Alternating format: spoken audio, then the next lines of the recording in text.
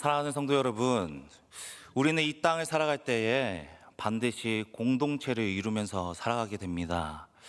예를 들면 우리 모두는 가족이랑 공동체에 속해져 있습니다. 또한 우리 자녀들은 직장이라는 공동체 속에서 살아가고 있고, 또한 우리 손주들은 학교와 학원이란 공동체 가운데 살아가고 있습니다.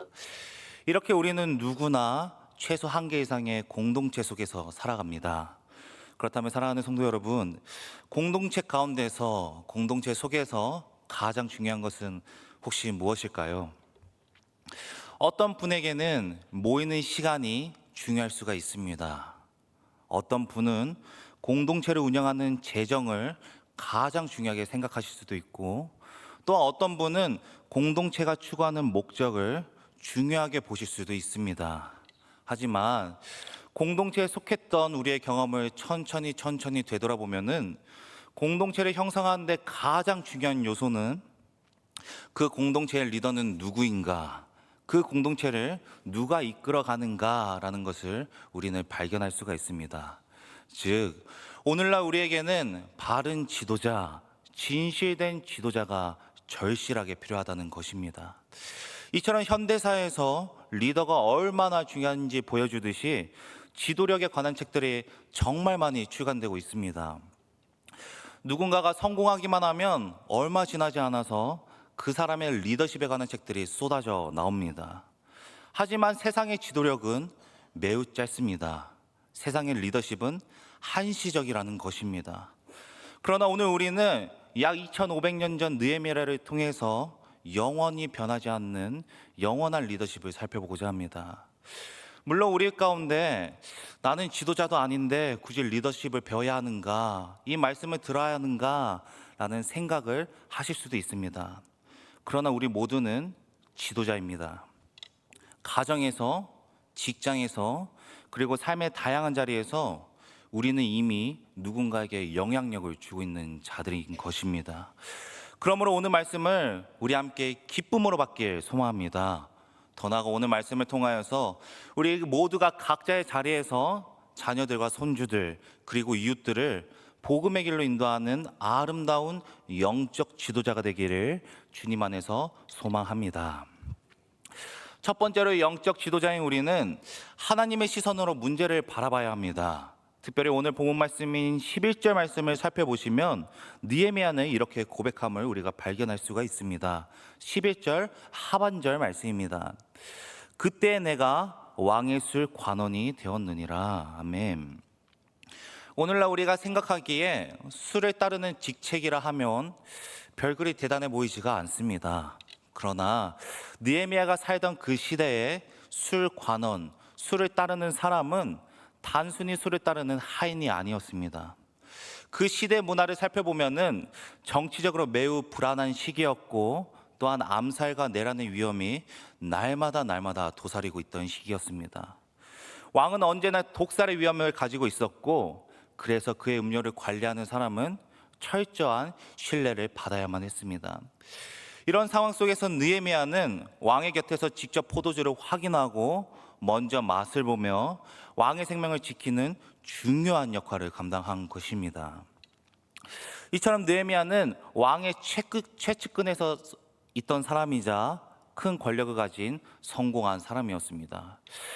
그런데 놀랍게도 오늘 말씀을 보면 느헤미야는 통곡합니다. 그리고 금식 기도를 합니다.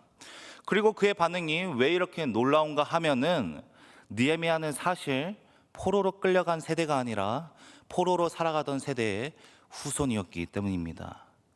느헤미야는 직접적인 피해자도 아니었습니다. 또한 예루살렘에서 태어나 자란 것도 아니었습니다.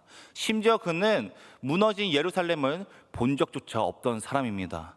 그런데 그가 예루살렘이 무너졌다는 소식을 듣고 자신도 함께 무너지고 있는 것입니다. 자리에서 앉아서 울고 수일 동안 금식 기도하면서 하나님께 간절히 간구하면서 나아갑니다. 이 모습이 3절과 4절 말씀 가운데 등장합니다. 그들이 내게 이르되 사로잡힘을 면하고 남아있는 자들이 그 지방 거기에서 큰 환난을 당하고 능욕을 받으며 예루살렘 성은 허물어지고 성문들은 불탔다 하는지라. 내가 이 말을 듣고 앉아서 울고 술 동안 슬퍼하며 하늘의 하나님 앞에 금식하며 기도하여. 아멘. 사랑하는 성도 여러분, 우리가 3절과 4절 말씀 속 느헤미야의 모습에서 주목할 것은 단순하게 그가 조국을 아까워하고 또한 사랑하는 감정이 아닙니다.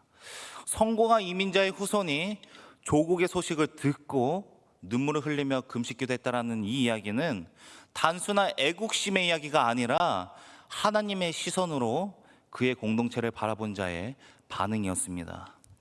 성도 여러분, 그렇다면 오늘 말씀 속 무너진 이스라엘은 어떤 백성이었습니까? 신명기 7장 6절 말씀에 이스라엘 정체성이 나타나는데요. 우리 함께 신명기 7장 6절 말씀을 한 목소리로 합독하겠습니다. 시작. 내 하나님의 성민이라. 내 하나님 여호와께서 지상 만민 중에서 너를 자기 기업으로 백성으로 택하셨나니. 아멘. 그렇습니다. 앞서 우리가 말씀을 통해 살펴본 것처럼 이스라엘 백성들은 하나님께서 선택하신 백성들이었습니다. 그리고 느헤미야는 하나님께서 친히 선택하신 이 백성이 하나님의 이름이 머무는 그 땅이 능력과 수치를 당하고 있다는 소식을 들었을 때에 느헤미야는 하나님의 아픔을 느낀 것입니다.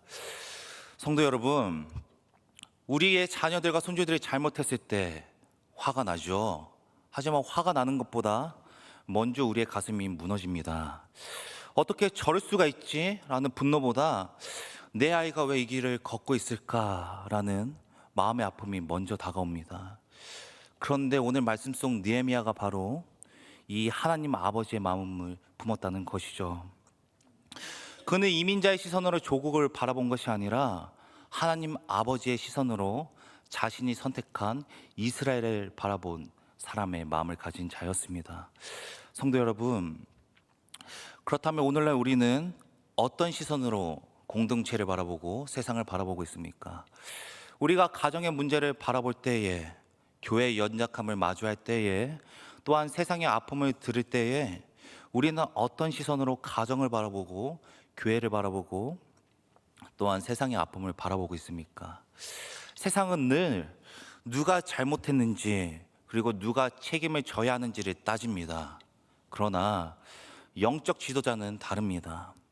영적 지도자는 하나님의 마음을 품으면서 하나님 아버지, 이 일을 통해서 우리에게 무엇을 말씀하고 계십니까? 하나님, 이 상황 속에서 하나님의 뜻은 무엇입니까? 라고 질문합니다. 그리고 이 질문들은 자연스럽게 기도가 되어집니다. 사랑하는 성도 여러분, 오늘 우리에게도 이런 영적 지도자의 모습, 기도하는 영적 기도자의 모습이 나타나길 간절히 원합니다. 우리의 눈이 열려서 하나님의 시선으로 가정을 바라보고 교회를 바라보고 또한 세상을 바라보는 자가 되기를 간절히 소망합니다. 그리고 이 시간 우리 마음속에 이런 아름다운 고백이 울려 펴지길 소망합니다. 하나님 아버지, 민족의 회복을 위해, 가정의 부흥을 위해, 교회를 통한 하나님의 사역을 위해 제가 기도하겠습니다. 이 믿음의 고백들이 성도님들의 삶으로 이어지길 간절히 소망합니다. 느헤미야는 예루살렘이 무너졌다라는 소식을 들었을 때에 단순히 슬퍼하지 않았습니다. 또한 분노로 반응하지도 않았습니다. 그는 수일 동안 울면서 금식하면서 하나님 앞에 엎드립니다. 4절 말씀입니다. 내가 이 말을 듣고 앉아서 울고 수일 동안 슬퍼하며 하늘의 하나님 앞에서 금식 기도하여. 아멘. 사랑하는 성도 여러분, 그렇다면 느헤미야는 왜 무너진 현실 앞에서 기도를 했겠습니까? 혹시 느헤미야가 지금 외국에 있기 때문에 지금 당장 할 수 있는 일이 기도밖에 없기 때문에 어쩔 수 없이 울며 겨자 먹기 식으로 기도했겠습니까? 당연히 아니죠. 느헤미야는 영적 지도자였습니다.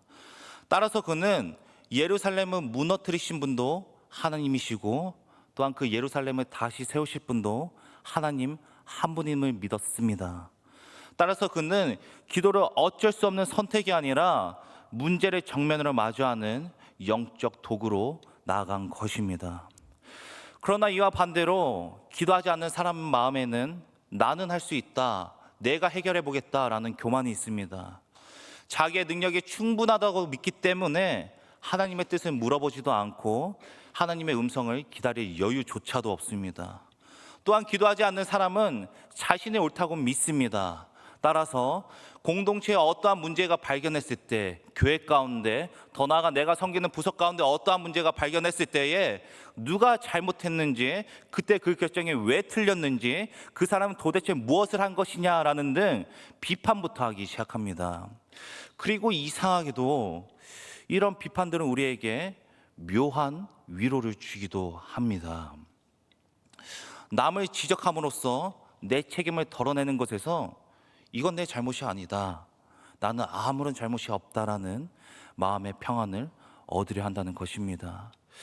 그러나 참된 평안은 오직 하나님 안에 있습니다. 세상은 우리에게 평안을 줄 수가 없습니다.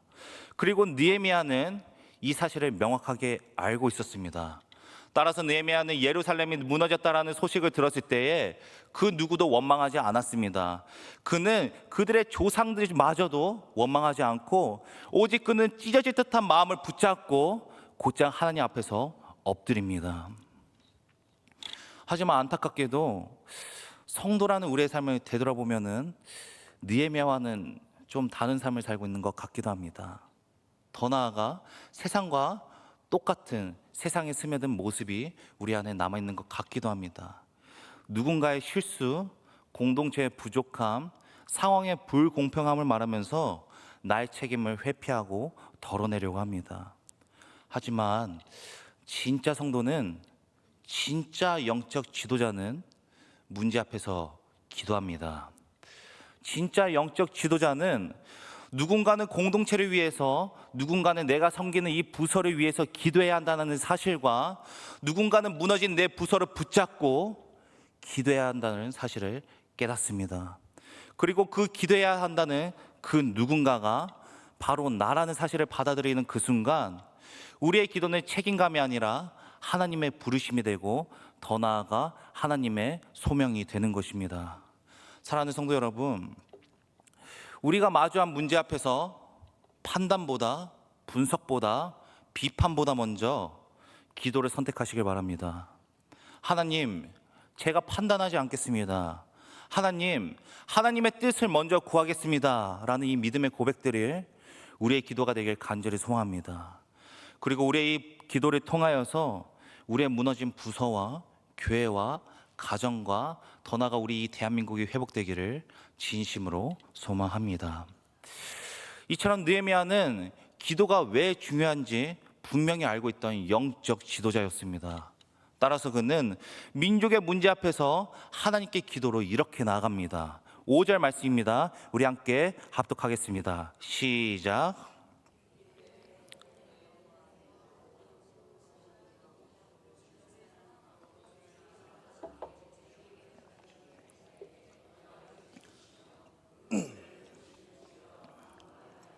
아멘. 이르되 하늘의 하나님 여호와 크고 두려우신 하나님이여, 주를 사랑하고 주의 계명을 지키는 자에게 언약을 지키시며 긍휼을 베푸시는 주여 간구하나이다. 아멘. 우리가 느헤미야의 기도를 통해서 알 수 있는 한 가지 사실은 느헤미야는 하나님이 누구신지 알고 있었다는 것입니다. 즉 느헤미야는 하나님이 누구신지 분명하게 알고 있었기 때문에 담대하게 확신함을 가지고 하나님께 기도로 나아간 것입니다. 그렇습니다. 하나님의 권세와 권능을 아는 자들은 기도할 수밖에 없다는 것입니다. 또한 이를 다른 시선으로 바라보면은 기도는 하나님의 존재를 인정하는 시간입니다.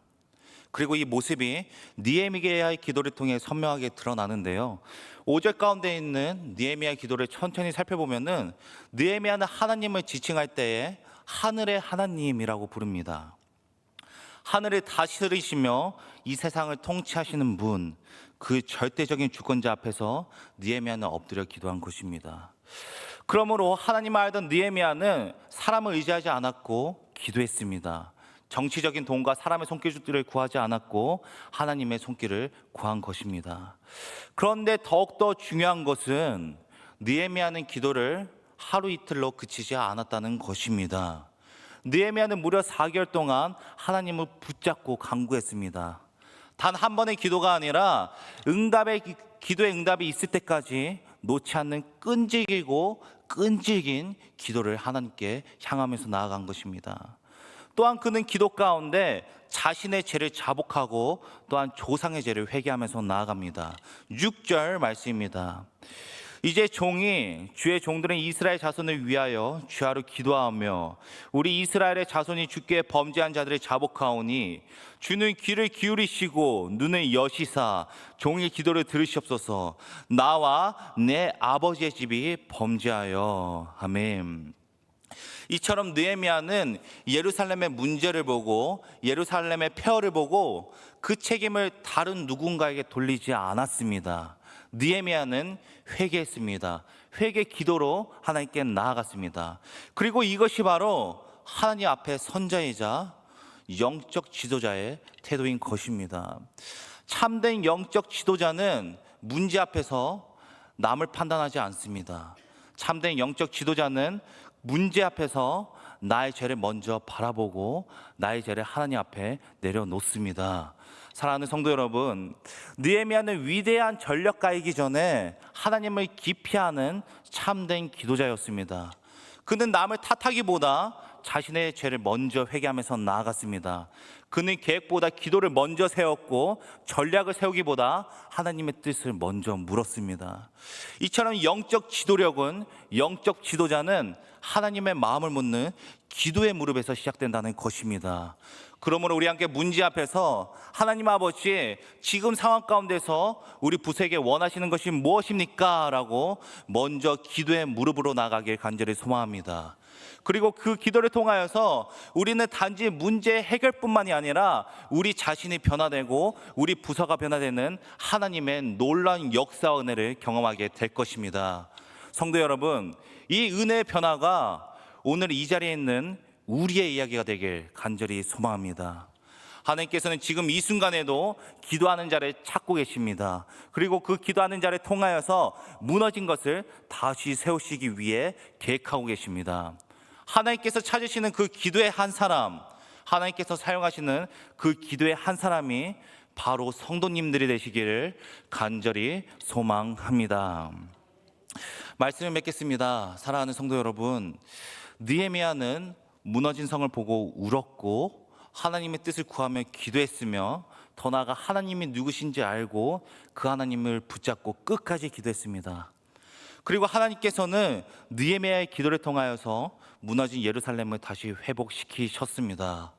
성도 여러분, 그런데 오늘날 우리 삶 가운데도 무너진 곳이 있는 것 같습니다. 신앙이 무너졌습니다. 기도가 무너졌습니다. 또한 사랑이 무너졌습니다. 이제는 우리가 하나님, 나의 이것이 무너졌습니다. 하나님, 우리 부서 이것이 문제입니다 라고 문제를 판단하고 또한 문제를 정죄하기보다 우리가 하나님 앞에서 기도할 때입니다. 하나님께서는 지금도 기도를 통해 부서를 세우시고 또한 가정을 회복하실 그 기도의 사람을 찾고 계십니다. 그러므로 사랑하는 성도 여러분, 느헤미야처럼 하나님의 마음을 품고 하나님의 마음을 품고 기도로 다시 일어나는 우리가 되길 간절히 원합니다. 그리고 우리의 기도를 통하여서 우리의 무너진 삶과 가정과 우리의 교회가 다시 세워지기를 주님의 이름으로 축복합니다.